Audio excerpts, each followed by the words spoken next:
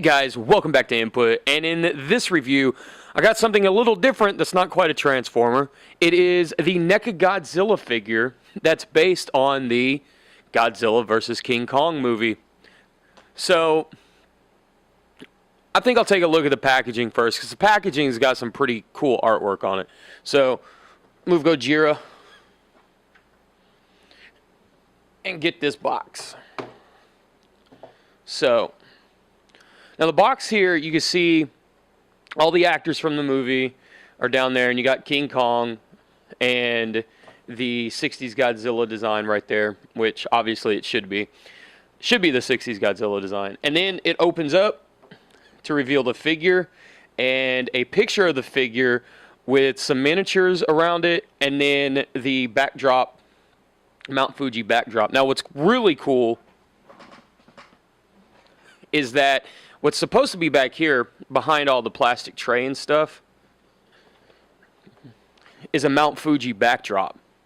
So if you want to set your figure up to have a background, they provide the background for you, which I think is really cool. I think that's a above and beyond step that NECA took that they didn't have to take, and I really do like that. And it's very reminiscent of the 60s and 70s first generation Godzilla movies, where he didn't really go into a city. He was mainly out in, like, you know, I guess like the wilderness, where most of his fights and stuff took place, which I think, and like I said, so I think this backdrop is really cool. Above and beyond there, NECA, for sure. Now, the box does have the logo up top for the movie. The side, you do get some different kind of artwork. And what's really interesting is I don't think that looks more like a model or more like a figure than it does the suit. And then King Kong here. See, it's the same picture, but I don't know. I guess like the way the picture's rendered, it makes it look more like an action figure than it does.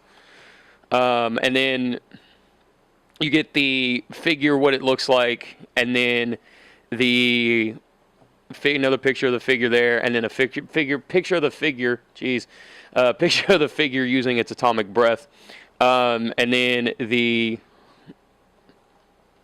I guess the synopsis of the movie or whatever down here on the bottom. So. And then right here on the side, it's the same. And on the bottom, you get the NECA barcode and stuff.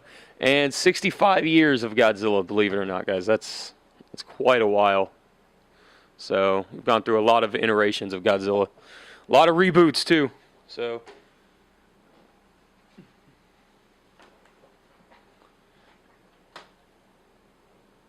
And here, we got the figure himself.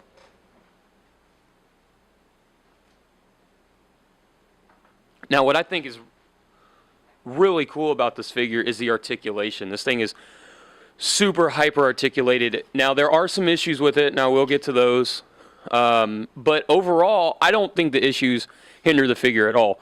Now, in the package, the figure and his tail are separated. The ball joint for the tail is a little difficult to put on. But it is a softer vinyl type of plastic, so it does go on really pretty smoothly, but like I said, it is slightly difficult.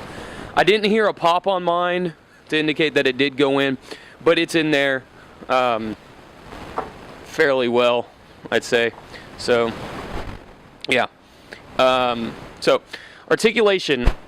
The tail is just all ball joints, and it's got a ball joint here, 2, 3, 4, and 5 ball joints. So you can get some pretty natural looking Godzilla tail poses out of it. Now, you could twist it, and like I said, you can get tons of really good tail articulation out of this. His head is on 2 ball joints right here at the body. Does rotate here, and then right here at the head, so you can get this really awkward look, because his spines here are supposed to all line up and stuff. So Not too sure why they gave him 2 different head articulations or 2 different ball joints, but I dig it. His mouth opens, which is supposed to open a little bit wider than that, and I think mine doesn't open very well, as you can see. But it's supposed to be able to fit his atomic breath accessory. Now, I can get it in there. It will fit. But I also feel like the mouth on mine, I'm moving it further than what it's supposed to move in order to do this. So, but this does look really cool. Unfortunately, it is pretty heavy, so it does drag down the figure's head, which is a bit of an issue. Ball joints need to be slightly tighter. But if you turn the head, he does hold it fairly well. I'm not sure. It just, honestly, the blast is too heavy, and it doesn't come with an extra stand or anything like the SH Figure Arts ones. So this, and the blast almost feels like it's made out of a different plastic than the figure itself. So the arms are articulated. Here you do get some motion. You don't get a whole lot of in and out, but you do get some elbow articulation. He does have an elbow bend, but mine doesn't bend, at least on the right arm. The left arm does. He does have wrist articulation in and out, and he does have some rotation, and then he does have some hand and finger articulation in and out. Again, my left arm works a lot better than the right arm does. So I'm not sure. Mileage may vary on that one for sure. He does have some waist articulation a little bit right here. There's a cut right there. So he does have that. And then he does have some leg articulation. Again, not much. And then some knee articulation, and then some foot articulation as he just falls over and dies, I guess. But yeah, he does have a foot rotation and a little bit of an ankle pivot as well, and not by much, but it is there. See, again, the right side of this figure, at least my version of the figure, my copy of the figure, works a lot better. The left side works a lot better than the right side. I'm not sure what's up with that, but yeah. Overall, the detail is really good. It is sculpted to have these this scaly kind of texture to it, and then it does have a black wash, and towards the end of the tail a brown wash, I guess, like because he's been walking through mud and whatnot and just kind of picked some stuff up along the way. His eyes are painted yellow and black, done extremely well. However, the scales on the back of the head, I almost feel like the scales are there.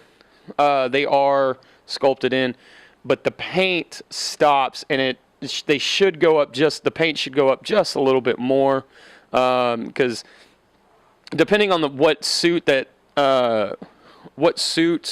the movie used, the scales either go up to about here paint, and then or it goes all the way to right before the brow. So really kind of depends. So, but this is based on the Godzilla versus King Kong. So, but that movie might actually stop right there. I'm not 100% sure. It's been a while since I've seen that movie. Probably should have watched it before reviewing the figure, huh? Oh well, live and learn, I guess. So yeah, articulation is really good. The paint is done extremely well, and the atomic breath is super, super nice accessory. Now, the paint on this is exceptional. It's done in a clear plastic, and then everything that's molded, that sticks out, that's molded, is dry brushed a white color. So, yeah, that looks amazing to me. So, final thoughts on the figure, guys. Surprisingly, his price is relatively cheap for a NECA figure. I grabbed him from Target, and he was $22.99 before tax. And I really think it was worth it. I have seen a lot of the NECA figures in that 25 to 30 price range, especially the horror movie stuff, which my Target has for 30. I'm not sure exactly why. And they even come in the same style box with this window and stuff like that. So he might have been on clearance. Maybe NECA wasn't charging as much because they've used this mold so many times. I'm not sure why. But I do recommend the figure if you're a Godzilla fan or you just want a giant kaiju monster on your shelf or something like that. But again, who doesn't love Godzilla, right? So yeah, that'll do it for this review, guys. I hope you enjoyed it. And as always, everyone out there, have a great day, night, morning, evening, whatever it is when you're watching this video. Enjoy the rest of your day. And as always, guys, I'll see you next time. So cut it out. Later.